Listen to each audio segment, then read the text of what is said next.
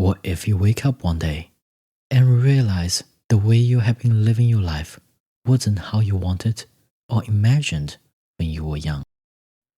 Might it be too late to correct the past? Life is a fast and cruel train, taking you around and dropping you off at places you had never imagined.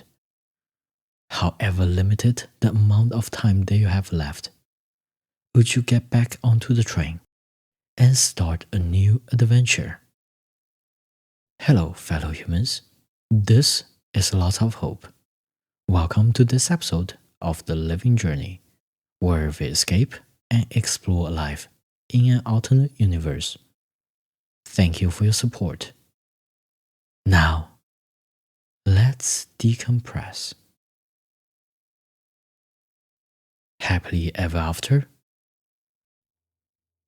Running through the college campus, you and your roommates are doing your best to catch all the landmarks in your graduation photos before the sun sets. Sitting on the lawn, under the dense tree leaves, you all felt exhausted. Laughing loudly as you browsed through photos that you had taken on the digital camera screen, holding with all the best wishes in your heart. You just cannot contain the excitement to be part of the world, with your exciting opportunities for a career, to find love, to be able to afford a luxurious lifestyle, and to enjoy freedom. Seeing the tall church bell tower dominating the skyline, with the sun behind it, all the light escaping between the buildings far away from you, like a sneaky child playing red light, green light. The sun beams on and off your face. You remember the first day when you arrived on campus. You sat on the same spot. It was so nice to be away from home, away from all the rules and limitations.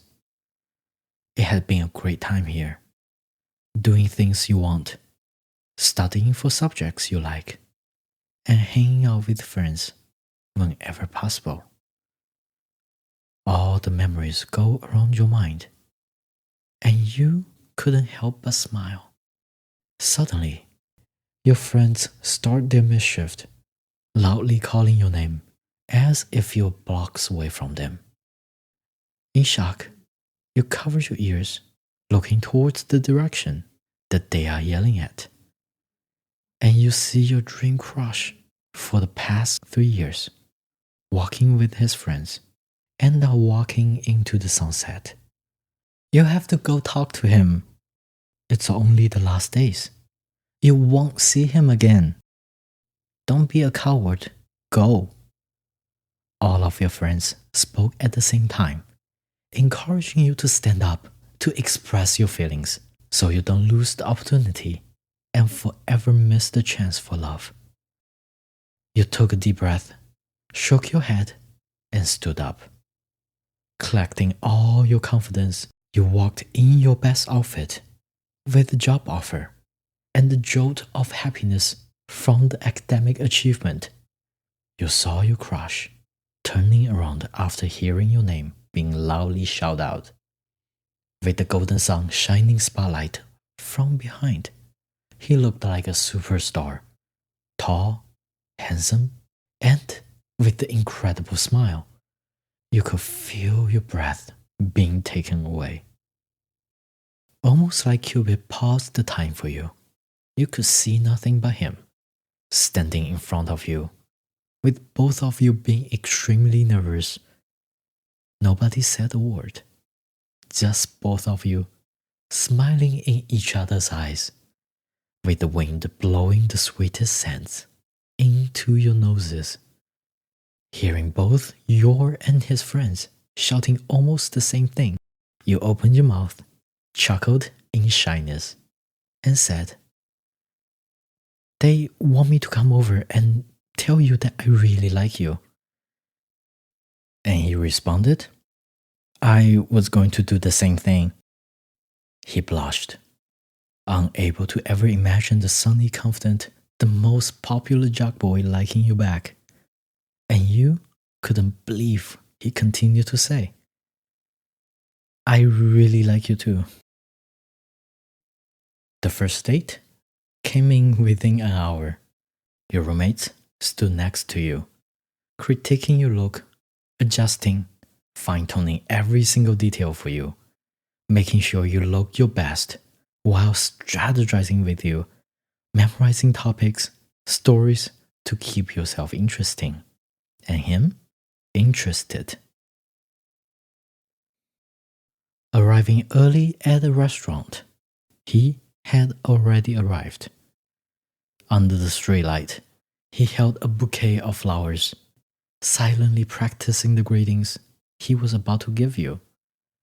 Standing afar, looking at his nervousness guiding him to practice handshakes, practice hugging you, practice hugging, and then kissing you. Then he stopped, decided to give you the flowers before the awkward handshakes, hugging, and then kissing. When he kissed the imaginary you, he even did a retake to bend down and try to match your height as he pretended to kiss you. Him being so handsome and so nerdy at the same time, you couldn't help but smile, running towards him and enjoying the romantic gesture of beautiful flowers, hugging and kissing, minus the handshake. In the restaurant, one of your friends was the waiter, hooking you up with a great quiet spot where you can talk all night. Under the dim lamp and the candlelight, you can only see his beautiful face with the most amazing bright smile, and the chemistry is just so perfect between you. All the topics are unexpected. In fact, you didn't even remember to memorize the script. You just have endless topics to go on and on and on, and the connections just develops deeper and deeper and deeper. Never have you ever thought about finding someone who is such a wonderful match with you, with all the philosophical worldly understandings, favorite songs, movies, and books, how you grew up, how you want the future life to be, and so on. Until your friend came with the bill, signaling that all the customers had left, and the restaurant is about to close. You finally broke the mental bridge and reconnected with the reality, yet still in love. Walking around the campus in the dark, it was a little colder than you expected. When you passed by the church with the tall bell tower, you both shivered and looked at each other. After a laugh, under the moonlight, you couldn't help but kiss each other again and again and again. Like you were trying to make up the past 3 years of missed opportunities to kiss. You were kissing so hard, and it was amazing. In so much passion, you were pushed against one of the wooden church doors, and it cracked open. Somehow the door was not locked, so you broke in while you were kissing. The nerve-wracking breaking in. The passion took over all senses of ethical and social restraints. Tasting the forbidden fruit under the roof of God on the center aisle floor, with the satisfaction and unimaginable pleasure, you cuddled on one of the narrow benches and fell asleep. The next morning, you got woken up by the noisiest mechanical bird chirping of the alarm. Waking up in the room that you had never seen, trying to turn off the alarm that you had never touched, and doing your best to recollect what had just happened. Sitting by the bed, finally turned off the alarm. You saw yourself in the mirror. You looked older. Then, looking at the alarm screen, with the display showing the date. It was 25 years after you graduated from college. Running to the mirror with the faint sunlight that was about to break the night sky, you see yourself become older, more mature, dressing in a nice silky pajama set, with feet stepping on the heated and polished wooden floors. You feel like an elephant, transported from one zoo to another, waking up in a completely different climate, quietly walking around the room.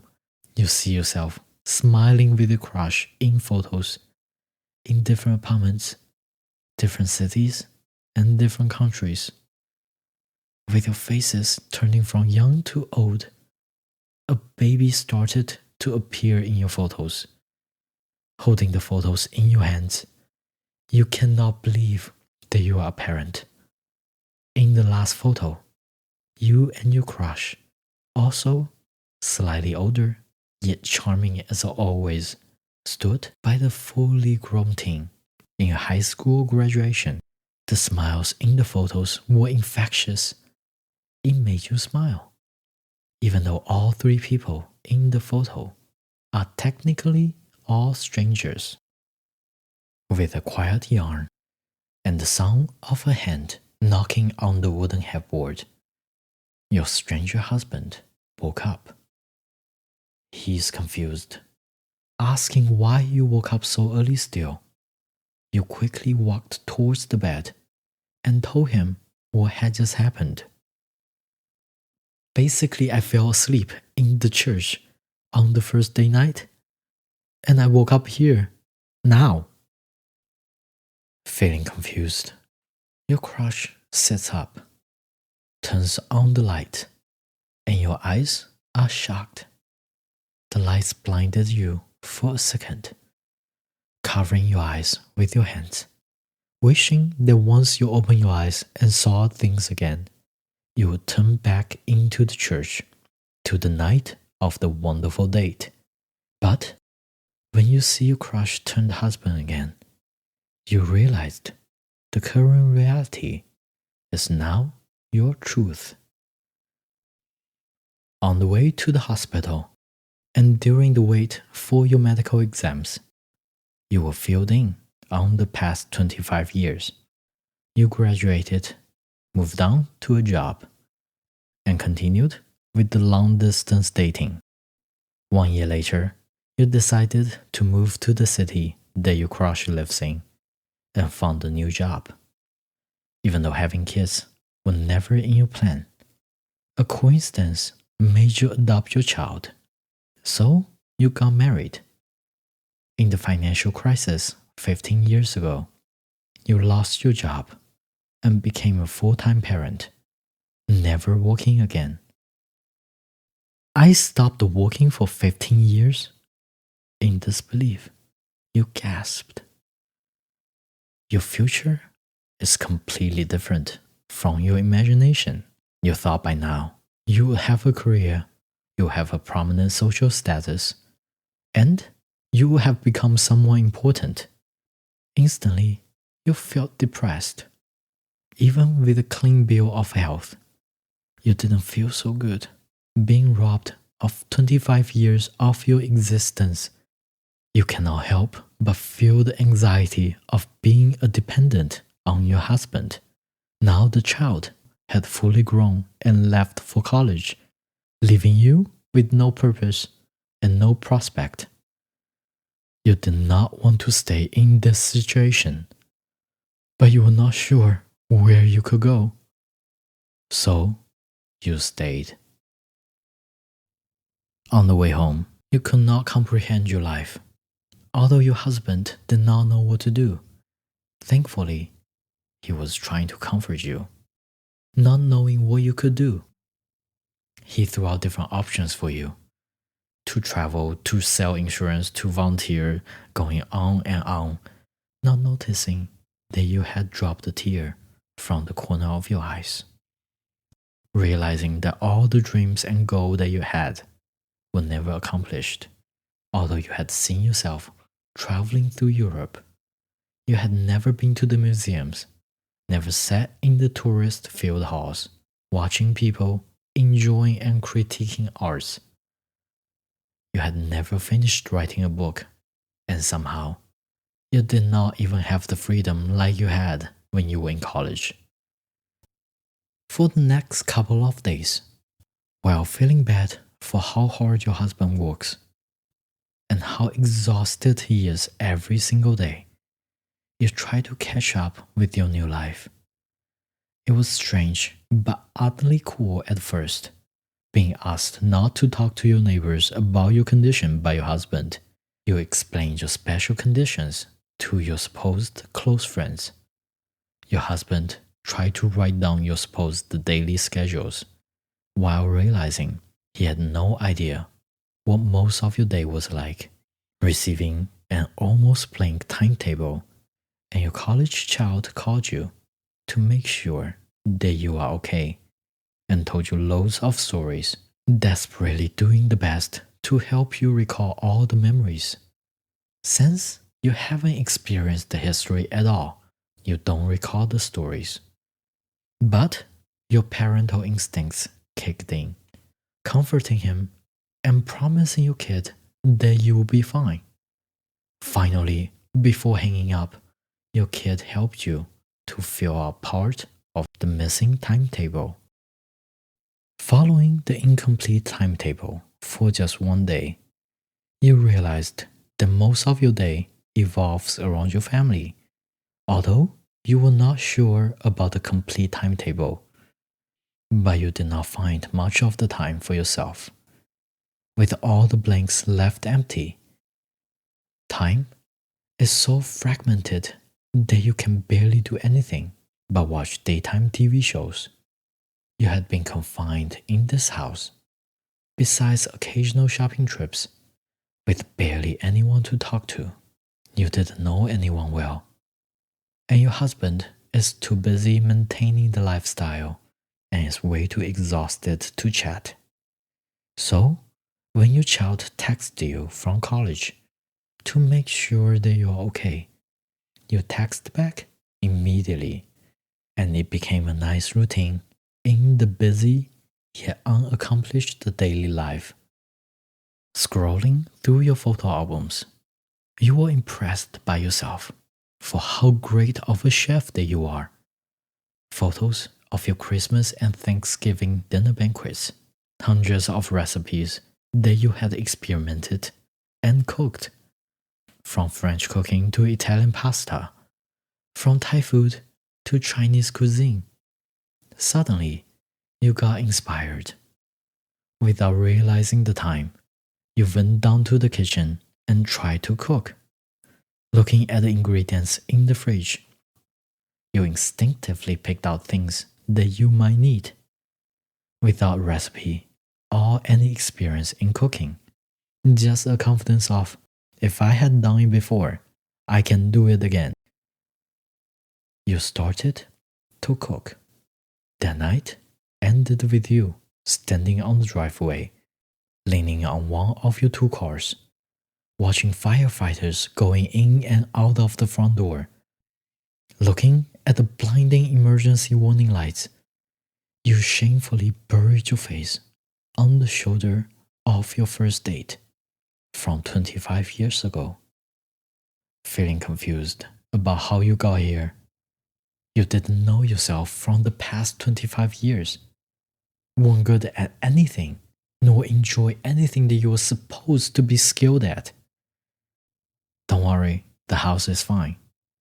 Your husband patted on your back and tried to comfort you. Just a little cleanup and restoration. Before he could finish speaking, your neighbors, whom you don't know, came.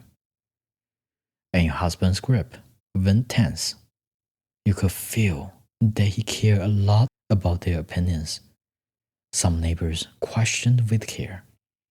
Some trying to hide the underlying sarcasm.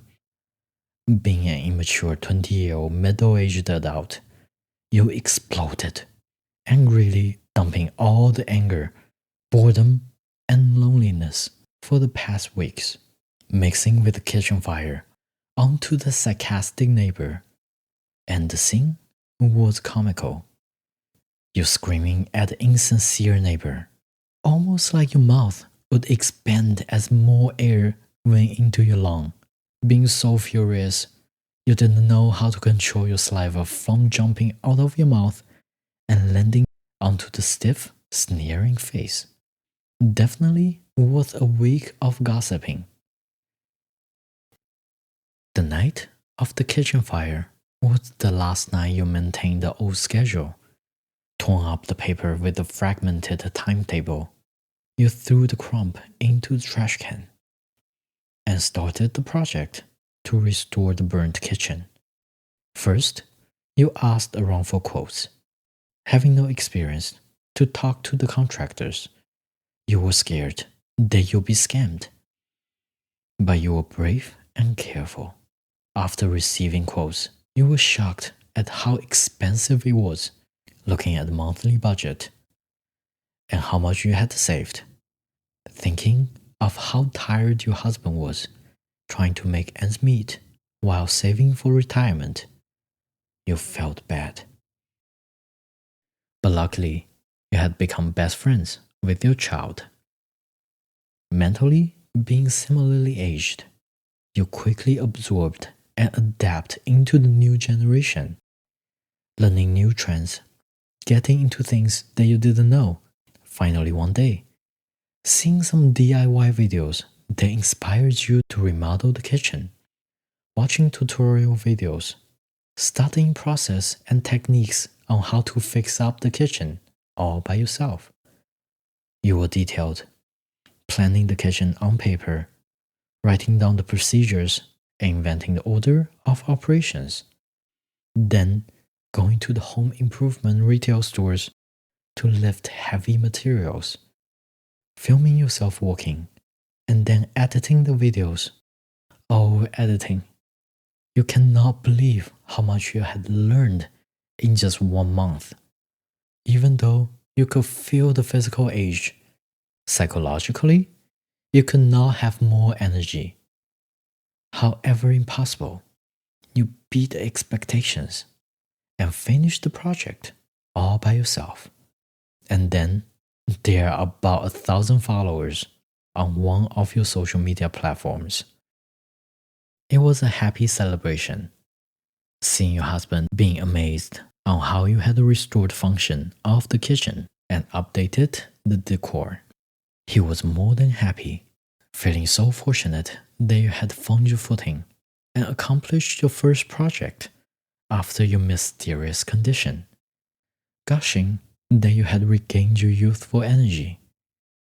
Eating takeouts in your new kitchen, he turned down the lights, lit up the candles, and put on the music from 25 years ago, as if you went back to the diner for a date. Instead of talking about the past, you established a new goal for the future. Talking and enjoying the food and the company of each other, you can see in his weary eyes the excitement towards the time ahead got woken up again.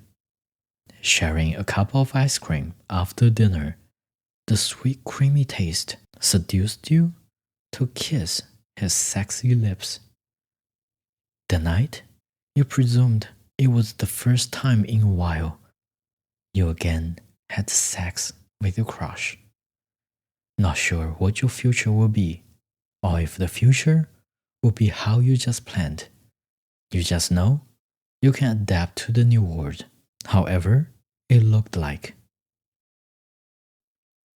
That's all for this episode of The Living Journey. I truly am grateful for your time. Feel free to leave your reviews. Please like, follow, or subscribe. Do share this show so we can grow together. Until next time, lots of hope. Signing out.